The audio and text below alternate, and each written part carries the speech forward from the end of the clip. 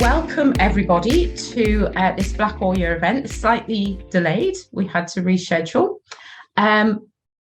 If you've missed previous events, just to say they are available on YouTube, and they're also available as a podcast. You can access them on www.blackallyear.co.uk. So if you're watching or listening to this after event, if you can like and subscribe, it'll make sure that you don't miss any future material, and it also helps others to find the content as well. So it's quite ironic, really, that this has been rescheduled to October, which is Black History Month, because Black All Year came about because of Black History Month and the fact that every single year I was being asked to talk about leadership, about racism, about being a Black woman, all that type of thing. And I would be really, really busy in October, and then nobody wanted to talk about it the rest of the year. And I've seen similar stuff actually on Twitter over the last couple of days. And it really frustrated me, because if you're Black all year round. So what I did was I created these events, and we've had about 6 or 7 now. We've also had some podcast only material as well. So it's going really well, and I really hope that you're enjoying the series. I'm absolutely delighted today to welcome our guest. Anybody who is even vaguely interested in diversity, inclusion and racial equity in the NHS will have heard of Roger Klein. And so I was really keen to ask him if he would take part, and I was delighted and honoured when you agreed, Roger. For anyone that doesn't know, Roger is a research fellow at Middlesex University Business School. He was the author of The Snowy White Peaks of the NHS, which has been commonly shortened to Snowy White Peaks, and I think it's almost a hashtag now. And that was in 2014. He was also co-author of The Price of Fear, which was on the cost of bullying in the NHS, and co-author of Fair to Refer, on the disproportionate referrals of some groups and doctors to the General Medical Council. And Roger's also very active on Twitter and very well respected. I think maybe even a little feared by NHS leadership, Roger. No, so I'm a cuddly pussycat. Well, you are very, very welcome. So thank you, and thank you for being so accommodating with the rescheduling as well because of the Queen's funeral. So Roger,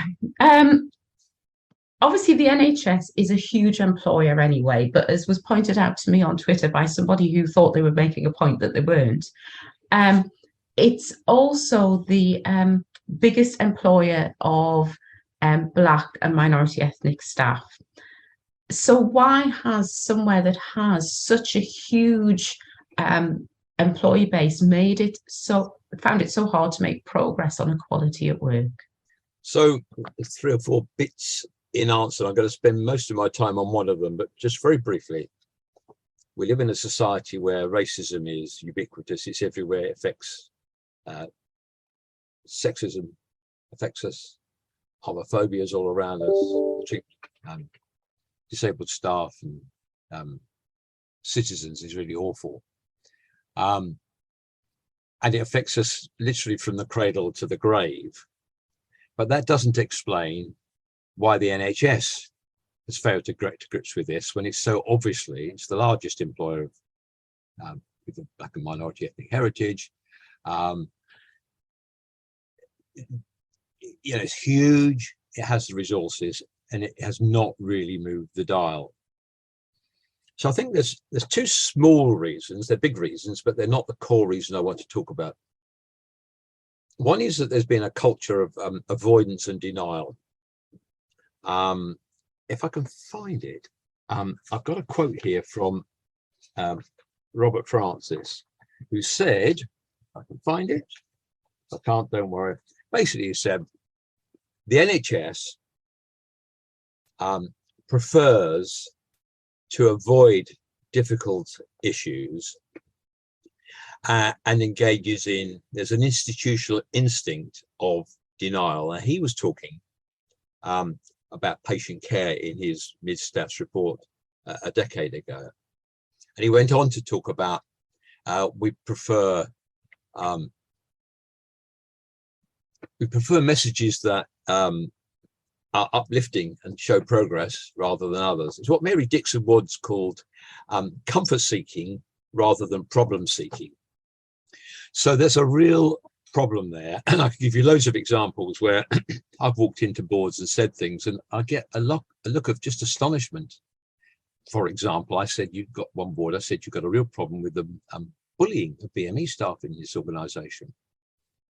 And the HR director said, well, that's what the staff survey says. He says, but we've had no grievances.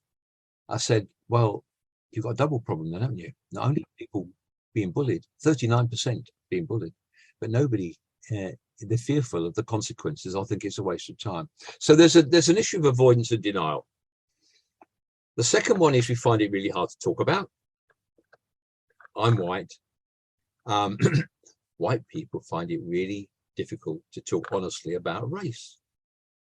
And we're terrified of saying the wrong thing in case it upsets you, or we might inadvertently put a foot in it and say something that might be seen as racist. So we kind of basically avoid the subject altogether. But of course, people spot this straight away, say it's a conversational car crash with real consequences because it affects feedback from interviews, appraisals, and especially entry into the disciplinary process, which I'll talk about, because if you can't have an honest conversation, you'll say, we'll get someone to investigate. And that's it, isn't it? That discomfort with talking about race means that people either get really clumsy or they just ignore it completely, and it just makes things worse. Yeah, go on. No, there's an American author, David Thomas, who writing about this. He calls it protective hesitancy. And he was talking about mentorship, how the mentorship experience of BME students was different to the mentorship experience of staff, rather, was different to that of white people. So with BME staff, this is America, it was very technical, lots of technical skills. Whereas with white people, it's much more about socializing, raising profile, networking, etc., which of course are quite different outcomes in terms of your career trajectory. So that's the second one. The third one, which is the one I'd really I'd focused on more, is we've had a kind of paradigm of policies, procedures, and training. We've said that if we put in place the right policies, procedures, and training, that should move the dial on all forms of discrimination. There's no evidence base for this whatsoever. Indeed, the evidence exists, says that if you rely on policies and procedures in isolation, they will make no difference. There's a paper for ACAS by Justin Eveson. And if you rely on training, there's a really brilliant paper by Carlin and Dobbin from the States, who looked at 708 companies who are doing affirmative action. And they found that the least effective way of improving the proportion of women and people of color in more senior grades was diversity training.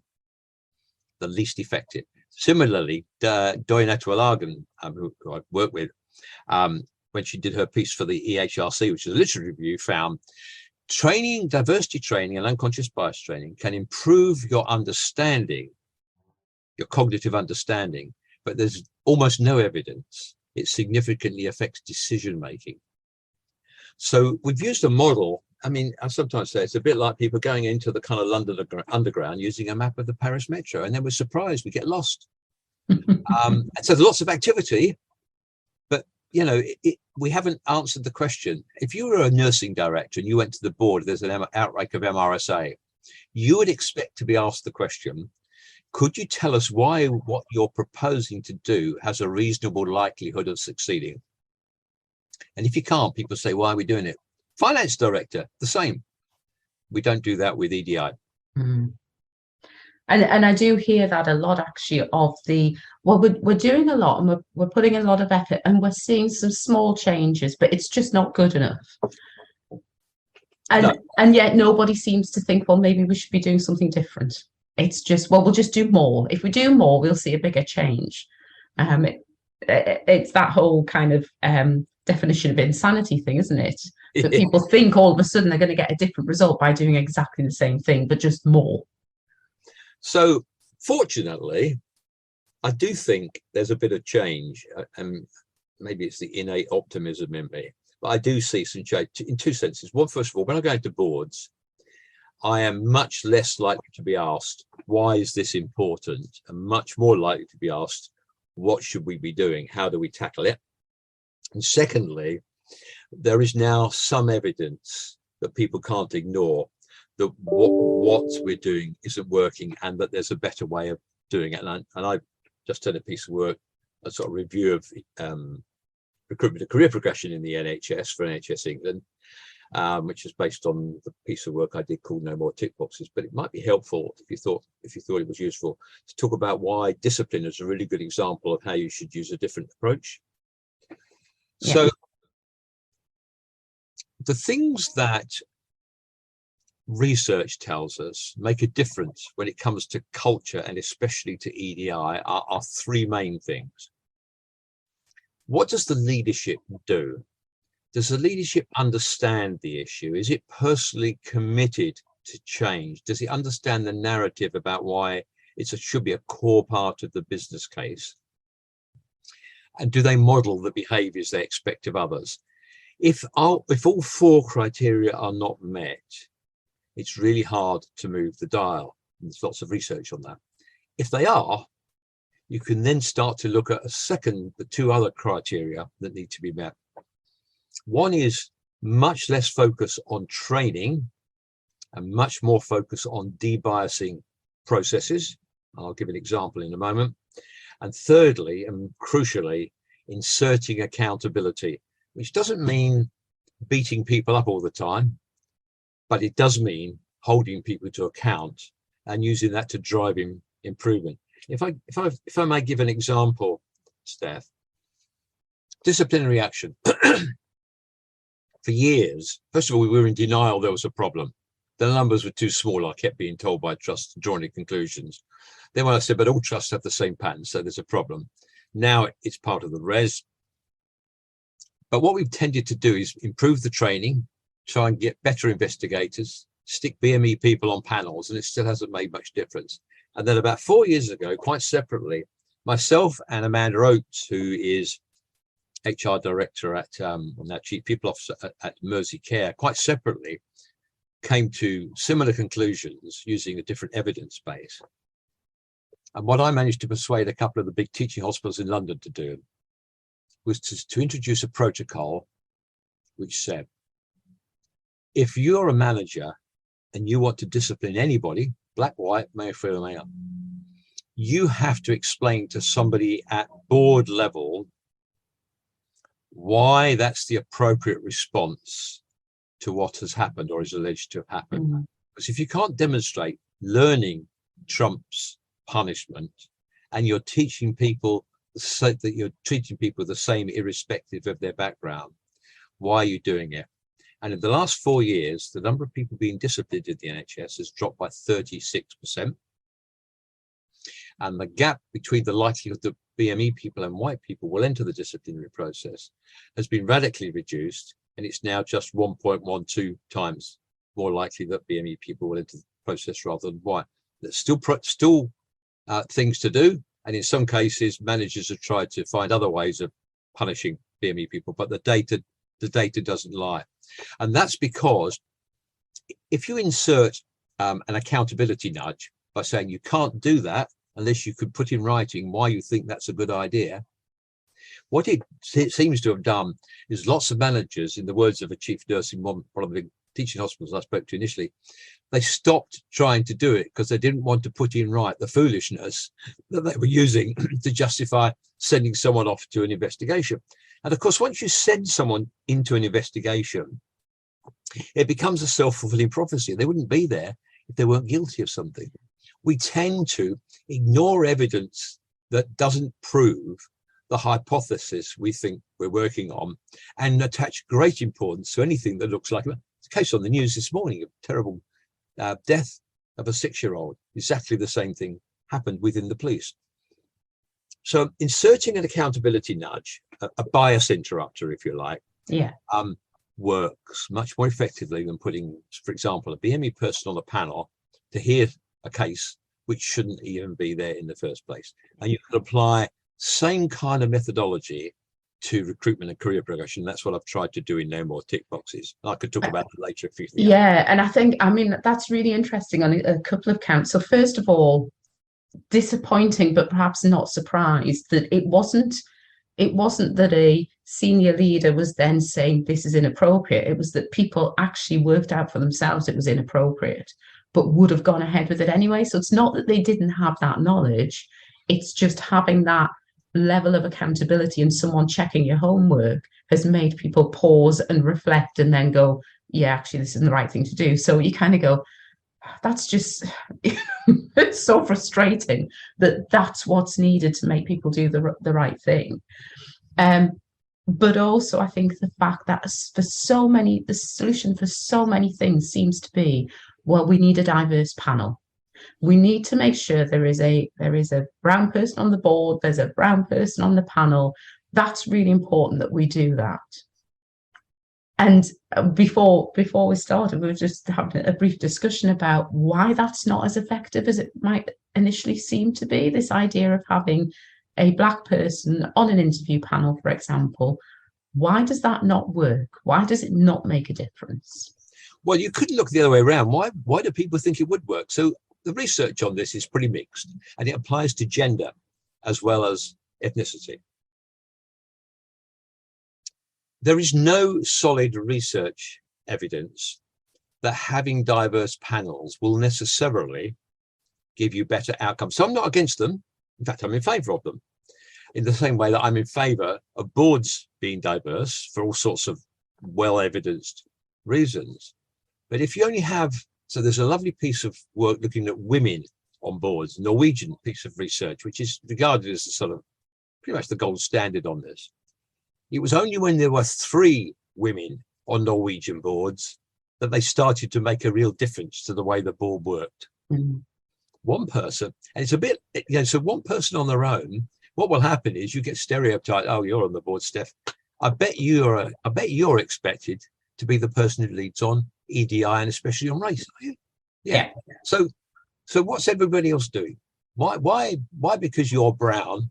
Is that it might be you want to, but actually the assumption is you will somehow be the person who wants to drive this and are probably an expert. Not necessarily the case. So I know, for example, when NHS England put BME people on panels in their big restructure recently, I am told reliably it made a difference of 0.6% to the proportion of BME people appointed. So I'm not against it. It didn't do any harm, but it really didn't do much good. It can make people more comfortable when they walk in. But sometimes women and BME people on panels actually hold people like them to a higher standard. Mm. They don't want to be seen as favouring people who are different, who look like them. So there are other things you can do that are much more effective. And anybody that's wading through no tick boxes will know the sorts of things they are. Yeah, and I think you're kind of hit on a real thing there. In that if you are the only person of difference on that board, then there's a number of real challenges. So you have to feel safe to speak up, which is a big deal. So, you're on an interview panel, all the panelists think one way, you think another way. Actually having that ability and that confidence and that psychological safety to speak up, it is a big deal. But you're absolutely right. They'll say, well, we've got somebody on the board who is Black, and therefore they understand absolutely everything about every ethnicity on the earth. And not just that, but sexual orientation, gender, disability. Because of the melanin in our skin, we're supposed to be experts on everything. We're absolute nonsense. And it's almost, I don't know why people won't speak up when there is a Black person on the board about things that are obviously not right. You don't have to be an EDI expert to spot some of this stuff. And yet it's almost like, maybe it goes back to this discomfort that white people have talking about race, but actually it's almost like, I don't feel like I can say something because you're the representative. So it's really, so there's with race, the sort of technical phrase that's used is protective hesitancy. Mhm. It happens with gender too. So I've been told by numerous women about their appraisals and their feedback from interviews is much softer and much more vague than it is for men. So, as often happens with BME colleagues, after an interview, you ask us for feedback. What are you told? Well, you were pretty good on the day, Steph, but somebody else on the day was better. Absolutely useless. Whereas what would happen with a bloke is much more likely to be, if it was me, okay, Roger, you were good in the interview, but your presentation was rubbish. So what we're going to do is we're going to get you to talk to Fred about how to beef up your presentations. People, some men are still anxious about being direct and honest with women about these things. And it's much more a case with white people and BME people. And it's partly influenced by, we don't really understand how deep and how powerful bias is. So the point about debiasing is there's the evidence that training deals with bias is pretty thin. You have to actually debias the specific processes that prompt it, enable it, and then insert accountability just as a reminder, really, to say, don't do it. Or if you do, you have to explain yourself, because people who are watched and scrutinized change their behaviors. I'm sure your children do it. Yeah. Mine occasionally did. All of us, if we watch, we change our behaviors.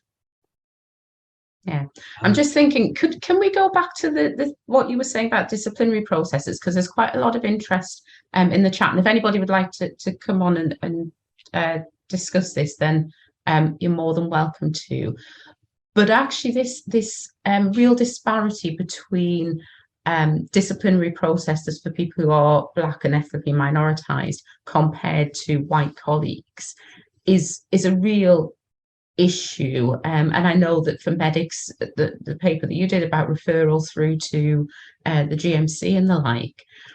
So the example that you were giving, you said it's a couple of trusts that have taken this new approach. Is that right? Well, I think now majority of trusts in one form or another, one I spoke at this morning, have realised NHS is a funny kind of thing. There's a lot of herd mentality. At the beginning, it was really hard to persuade people to do this. It looked risky. There was a lot of pushback from managers. Are you undermining my right to decide who should be investigated? Now, if you're not doing something like this, you look a bit like a kind of, you're an outsider. So I think there is progress there, but it will only be sustainable if leaderships in the organization understand why it's working and the importance of doing it, because what happens around discipline is symptomatic of all the other things that happen to groups that are disadvantaged within the NHS, not just BME people. So that understanding is really important if it's to be sustainable, but you need the kind of the debiasing, the bias interrupters, and the accountability. And the accountability is particularly either in the way I've suggested or data driven. So you can say something's going on in these states. Why are they getting many more people disciplined? And you sit down with people, you say, look, this is what the data shows. Is there a good reason why it's happening? Because there might be, unlikely, but there might be. And if there isn't, we're going to change it. We'll help you to change. And if there's pushback, it becomes a KPI. It becomes something that becomes mandated. But I'm in favor of trying to start with an improvement lens, but with people being clear that if that doesn't work, other things will happen. I think, that's research. If you can get the frontline managers on board, much better to do it that way. If you can't, it's going to happen anyway. Yeah. And I think that there is that the only flaw I can see in things being referred up to senior leadership is it means that you need the senior leadership that are actually going to spot that this is inappropriate. And that, again, boards are quite reflective in some ways of the organisation. And therefore, there's no guarantee that they're going to turn around. And I suppose that's why there is still that gap in those trusts. So I'm looking at Evelyn. Hi, Evelyn. I've never met you, but we swap messages on Twitter. So I'm looking at your comment, which is absolutely spot on. That in London, bizarrely, London, which has the highest proportion of BME staff in the country, has the worst record on all res indicators. I mean, that alone makes it worthwhile having res indicators. What on earth is going on there? And the comparison with East of England is a really good one, because the leadership in East of England, and that was the region that published no more tick boxes, because then NHS England naturally wouldn't publish it. They are committed, I think, to work on this. And there's been a concerted drive, probably not in all trusts, but across the region, to try and improve these sorts of things. So leadership needs to understand it's not for those who are disadvantaged by discrimination to lead the charge in responding to it. It's for the leadership of the organization to put measures in place that enable them to know what's going on and to react in a preventative, proactive, I call it a sort of public health approach. Because otherwise, individuals, quite rightly, are reluctant to raise concerns, either because they think it won't make any difference or because they think it'll make things worse. And they're right in many cases. So leadership needs to, talk about making it safe for people to raise concerns is only one bit of it.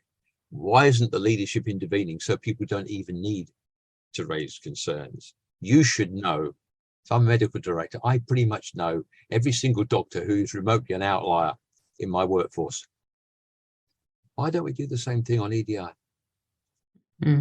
Yeah. And I think this is one of the things that I find quite interesting, actually, is that even when you've got the best will boards that are there can quite often be a disconnect between what the board is trying to do and then what we see at that middle and junior management level. Is that about accountability, that there's no accountability for not taking the correct actions? It's a good question. So I think we don't understand how deep. So first of all, I distinguish between racists and racism. So racists are they're nasty, but they're relatively easier to deal with. Trusts, not all trusts on the whole are a bit clearer what they should do with overt racists compared to racism, which is the much more subtle ways. So I always use, if I may give 3 examples of bias in recruitment. And when people were challenged about it, they said, really? When one piece of research looked at why were more men being appointed than women, what they discovered was when men had more experience, they were appointed because they had more experience. But when men had more education than women, they were appointed because they had more education. And when people had this thrown at them, they really? The second one was around black managers. In fact, the black managers, it was more likely to be assumed that they got to where they were because of help from other people compared to white managers, and people were really defensive when this was put to them. And the third one was with people's evaluation. So BME and women's evaluation of themselves compared to other people was poorer, and they overstated the abilities of other people. So a bit of imposter syndrome or something going on there. There's lots and people make assumptions if you're a mum in the way that they don't if you're a dad. Etc. If you're a dad and you mention children in an interview, well, what a nice rounded character he is. If you're a mum, it's like, so who's going to care for him? Or even more, is she planning to have any more? Yeah. And I think that kind of thing is even more so if you are black and female, because it's obviously then you're caring for all of your entire family and all of your extended family, because there are these assumptions that are made about the way in which you function, the way your life works. So being clear about, if you're clear about the leadership, You know, what leaders do or don't do largely sets the culture in an organization. You then have to focus on the other two things, which are debiasing processes and inserting accountability. And there are lots of practical. So with discipline, the way to debias the process is stop. You can't go further unless you can explain what you're doing. It's a mixture of debiasing and accountability. With recruitment, you need to look at each stage and think through, how does the bias creep in? So I often use the example of NHS job descriptions are kind of enormous. All these 53 things you have to be able to do. That won't necessarily deter somebody like me as an old white man, because I'm not bothered if I can't do everything on the job description, because I'll kind of learn it as I'll go along and probably discover that half the things you don't have to do anyway. But if you're a woman, or even more, if you're a black woman, you're going to think, I know I'm going to be held to a higher standard. I have to be confident I can do all the things there. Otherwise, I run the risk of at some point hitting the buffers. So, there's research that shows men are less bothered about long lists of things. Women and BME staff, for very good reasons, are more reluctant to apply for those sorts of things. So there's answers. You can do things to do. Similarly, if you have your typical interview, which consists of 3 people in a hurry having a quick look at shortlisting, and then somebody cooks up some questions, nobody has any idea what a good answer, a poor answer, or an average answer looks like. Never mind scoring them. Even if you do, you don't keep to it in a rigorous way. And at the end, if the person you thought was best, because they were the kind of, best at selling snow to the Eskimos, didn't get the highest score, somebody will say, well, you know what? I know Steph didn't have a brilliant interview. This won't happen to you, by the way. I know Steph didn't have a brilliant interview, but I've seen her in action. She's great, So never mind the scores, let's appoint her. And there's a lovely piece of work that says panels confuse confidence and competence.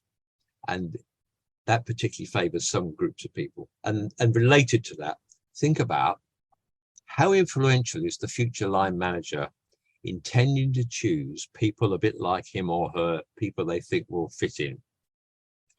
How do we know that's really important? There's lots of research that says that. But in the NHS, we have examples where the future line manager wasn't part of the decision process, and those who were appointed were much more diverse than would have been the case when the future line manager was involved. There's several big examples. I've written one of them up, which is about nurse recruitment. And when I say this in trust, they say, oh yeah, that's what happened when, Roger was off and the interview went ahead and we were really surprised you got appointed. And yet that is almost the opposite of what normally happens. I mean, I've sat in discussions where we've been recruiting a new manager, and it's kind of, well, we can't recruit their direct reports until we've got that manager in place so they can be involved in the interview process. So now you say it makes perfect sense, but it's just not the way that we've done things in the past. And interesting, going back to what you were saying about when you have a Black person on a panel, interview panel, for example, and that not wanting to be seen to favour people who look like them. And, doing a bit of soul searching myself, have I actually done that? And I think I've certainly had that discussion with myself about, am I favouring this person because they're like me, or am I scoring them fairly based on the way they presented? Sorry. And I was just going to say, but actually, I suspect that my white colleagues do not have that same conversation with themselves. And one of the things that might affect what you do is you don't want to give your white colleagues or your male colleagues, because the same to some degree applies to women, the impression that in any way you're doing any favors to someone because they look like you. So there's a kind of, and of course there's a small minority of people who pull the ladder up, but that's a minority. But certainly that's why it doesn't make that much difference. It will do sometimes. It's made worse if the person who's different, the independent person on the panel, is junior, because they're really going to think twice about the consequences of challenging.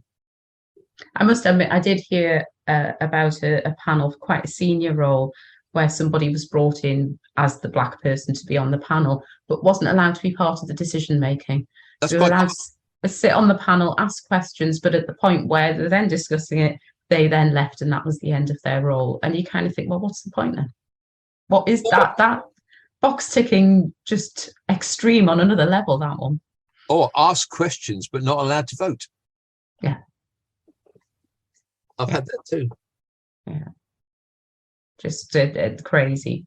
In terms of some of this, so we've had some comments about the fact that boards don't reflect the workforce, and particularly in London, but I think elsewhere as well. As we said at the beginning, the NHS is very ethnically diverse, and normally more diverse, apart from in London, more diverse than the local population. And yet we don't see boards that reflect their workforce. How do we do that? And how do we get away from this? Well, we'll bring in some non-exec directors who are Black. Because non-exec directors are great, and one, we've got a fantastic role to play and all that type of thing. However, it's not the same. And of course, what the RES data shows is there's been a significant improvement in the number of women and BME directors on boards, very significant compared to when I wrote the Snow White Peaks. But although the number of exec directors at that level who are different has improved a bit, there isn't really a pipeline behind it. That's for a number of reasons. I think it's partly because we don't really have a talent management strategy in the NHS. There's no proper succession planning informed by inclusion. There's no deep understanding of all the talent that's wasted, or of the fact that inclusive team. So even if you increase representation, unless the group, the team, the board you are joining is inclusive, welcomes your difference, realizes you add something to the conversation, makes it psychologically safe for you to say, hang on a minute, actually adding a woman or a BME person to a board won't necessarily make any difference. On the contrary, might mean that people feel marginalized, disengaged. And although I haven't got any data on this, my sense is there's a higher turnover of BME people at very high levels, very senior levels in the NHS, because they are effectively disenfranchised at that very senior. So as well as it being harder to get there, once you do get there, unless the board of the team or the SMT are really inclusive, you're going to think, people aren't really listening. I don't get called to speak quite as often. People don't take quite as much notice of what I say. I don't really get asked to go off and kind of lead projects and so on. You pick it up, and usually people pick it up right here. So the only way around it, as far as I'm concerned, is right. We know that diverse, inclusive teams are more effective. There's a very solid evidence base to that. We know there's loads of talent that's not being tapped in the NHS. Let's have a strategy that says we're going to identify where the blockages are, not just through positive action, but by removing the institutional blockages. I'm very critical of trusts that put loads of energy into positive action, but it's still twice as likely that a white person will be appointed for shortlisting. So what on earth was the point of the positive action? You have to do both. So stretch opportunities, for example, are key to development. A sort of piece of low-hanging fruit is that every organization should remove the line manager from the decision about who is going to act up, who is going to get secondment, who's going to be involved in projects. Increasing number of trusts are now using talent pools and assessment centers to pull in people who want development, and then they allocate them. It's the same thing about removing line manager affinity bias, and to a large degree can address the sort of tap on the shoulder. So that's a very simple thing. Everybody do it. Why don't people look at what the outcomes of appraisals are? Appraisals ought to be a key stage in people's development. Most of them are perfunctory. And where they're scored, I've not seen a trust where they're scored where BME people don't come off worst. Yeah. And I think one of the things that that the trust that I'm a non-exec, so Newcastle Hospitals have done, which I was actually really proud of, is that they put in place a leadership program for ethnically minoritized staff. They didn't have an entry banding on that. Yeah. Recognizing the fact that actually, if you say you've got to be band 6 before you can get to this, you're excluding a whole load of talent who are just never going to get to band 6 because of all the issues that we're aware of. So they've had and it's been a leadership program that has been about leadership, not about ethnicity.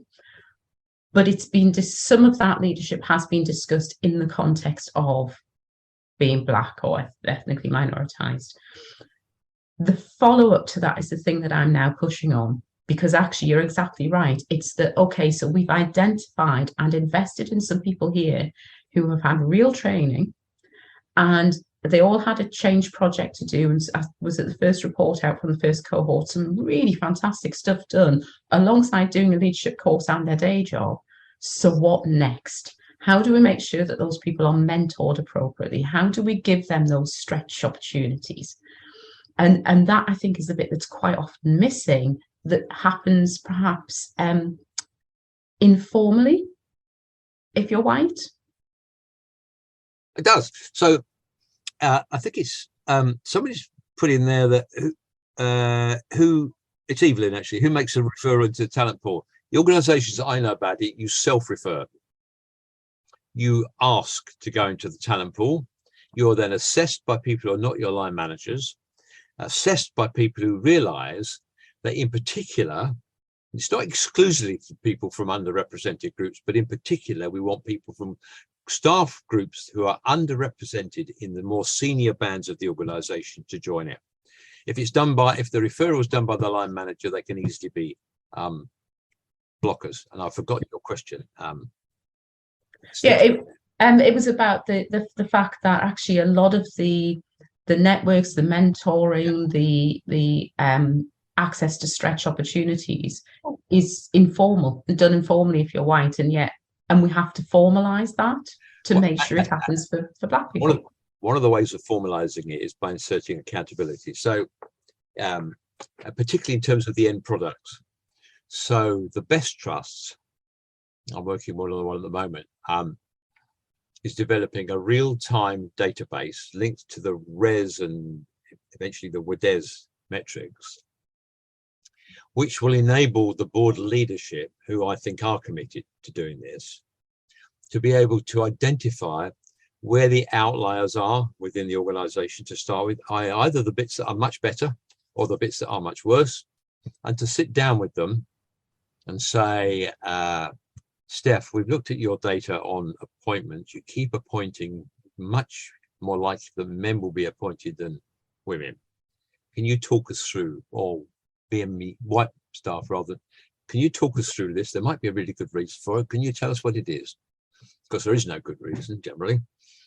So fine. So we will help you. We will come up with solutions that will help you deal with this, debiasing and accountability solutions. If you push back, it's going to become a KPI. Mm-hmm. So you start in the same way that a medical director or a nursing director knows what's going on quality wise across the organization. In fact, the person who's building this database has built quality databases for doctors and the chief nurse in the organization. It's exactly the same model.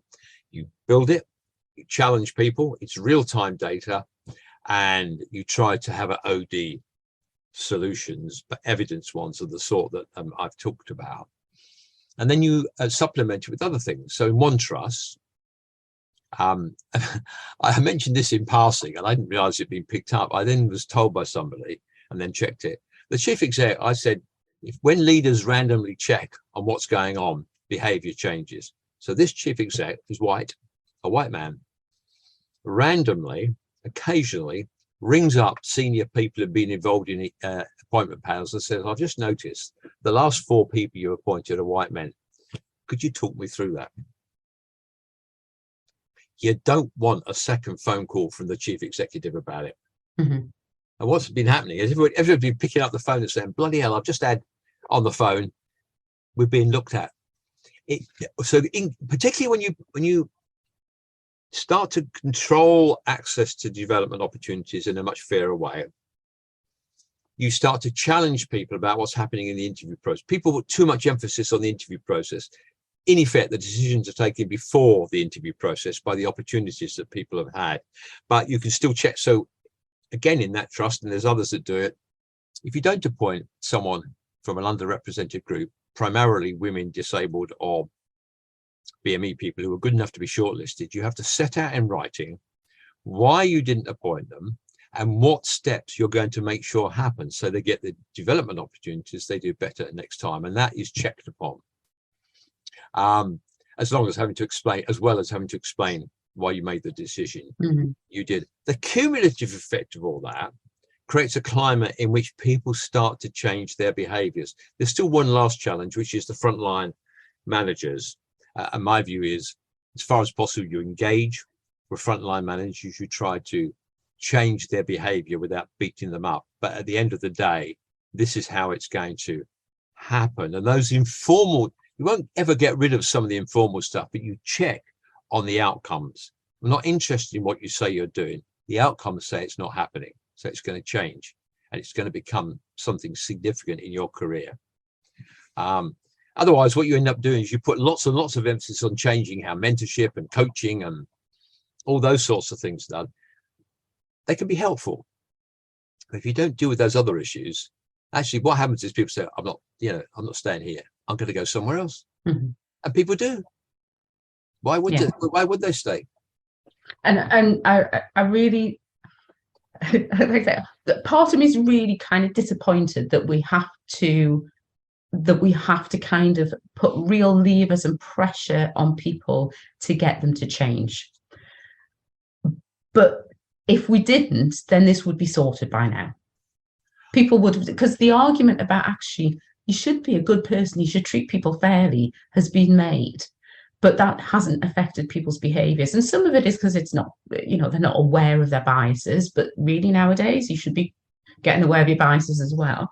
But if that's what we have to do, if we have to have that, you are being watched. And when you don't do what we expect you to do, we want to understand why, and you're going to have to justify why, makes a lot more sense than we've got a black person on the interview panel, so they are now the custodians of making sure that everything's fair. It's not unfair. It's not fair to them to be in that position, and it won't work. So there's two levels of accountability. There's accountability within an organization, and that should lie with the board and doing the sorts of things I've described. And then there's accountability in the system, which I think has been really poor. So we've had, you can have a really poor res data. There are no obvious consequences. The number of times the CQC has downgraded a trust in its well-led domain because it's rubbish at race equality, I'm not even sure it's ever happened. If it has, it's only happened once or twice. There are conversations going on at the moment about seriously beefing that up. And as far as NHS England is concerned, it's in the standard contract. You have to do the res, but there are no other obvious consequences from NHS England if you behave really poorly if your outcomes are really poorly on race. And dare I say, at the risk of upsetting anybody from NHS England who's listening, it's not helped by the fact that NHS England itself doesn't model the behaviours we expect of others. I've lost count of the number of times that people have suddenly appeared in senior positions at NHS England without any obvious, without even a job advert. And somebody who's recently been appointed to a job there said, I only got the job because I know the person who appointed me. And I think that's true across the arm's length bodies. There are people at very senior level who understand that and want to change it. But that's got to change as well. So NHS England need to think about what the consequences are. The CQC needs to beef up what the consequences are. I don't mean just in terms of beating people up, but in terms of saying this is important. It affects patient care. It affects staff retention, the use of talent. We're in a staffing crisis at the moment. I was in one trust recently where they lost 41% of staff within 2 years of starting. And much of that is about how staff are treated, not just on race, but generally how staff are treated. So we have to get this right. And NHS England, we're losing 1 in 9 nurses last year. What is that about? Well, we know what it's about.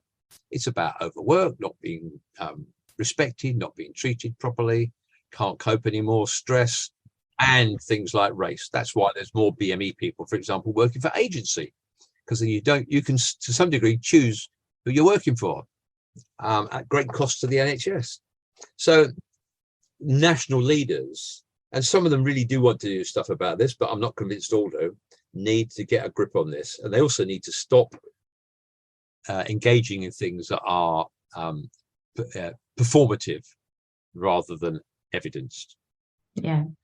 And we've got a couple of minutes left, but before we kind of wind up, I just want to pick up on a comment that I think Nina has made around that social capital that you have if you're straight, cis, white, male and things. And back in May, we did an event around power and privilege and used the wheel of power and privilege. And I really recommend people go back and listen to that or watch that, because it really shows how very few of us actually sit at the area of disadvantaged in every element of our life. I, for example, never hit disadvantage being light-skinned black and being straight and cisgendered. I just, I don't have that. I'm marginalized to an extent, but never hit that outer layer. And I found that wheel in particular and that discussion to be really useful when I'm talking with white colleagues, and particularly white male colleagues, to explain what we know, what we mean when we say privilege, and how power then comes with that. And you may not have that in every aspect of your life, but in certain contexts, and particularly in the workplace, it really has a massive impact. I've never ever turned up for a job interview where there wasn't at least one white man on the interview. I could give lots of other examples, and people don't think about it. I think people are thinking about it a bit more than they used to, but white people like myself are still defensive when challenged about these things. So I'm in favor of, where you can, challenging. My dad had a phrase: speak softly, carry big stick. Speak softly, but then you may have to back it up. Mm-hmm. But there have to be consequences eventually. People need to understand these things, but it's much better if you can at least start by trying to engage in a conversation around it, but recognizing you may have to step back and say, sorry, that's not acceptable. And for example, senior jobs, why isn't inclusion an absolute requirement? It's not just another aspect you scored on. If you're no good on inclusion, you're going to be no good as a very senior manager. So don't appoint them. Absolutely. And I know our integrated care board has appointed a director of EDI at a senior level and had a lot of pushback over that decision. And I think even GB News decided that they were going to pile on when that went out to advert.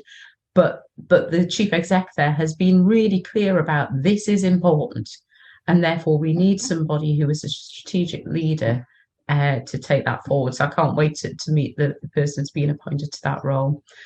Roger, we are almost out of time. It's flown by. Thank you again so much for your time and your experience. It would be great if afterwards some of the research papers that you've shared, if you would share them with me, and then I can share them with people that have been on the call today.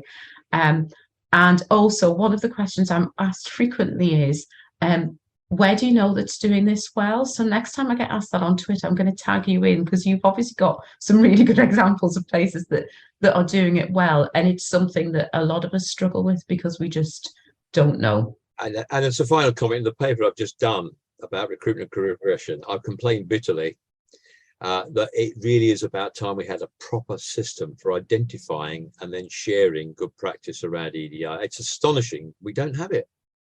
It's all kind of word of mouth, and you don't really know how good it is. We need not whether somebody thinks it works. If you can't explain why it's worked, why do we think it could be replicated at scale?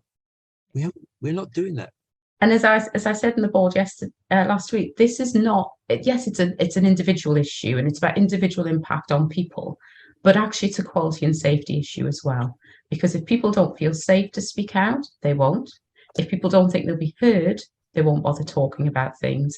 And if we're not getting that diversity of background and experience and everything, we're not identifying where we've got groupthink or where we could be doing better.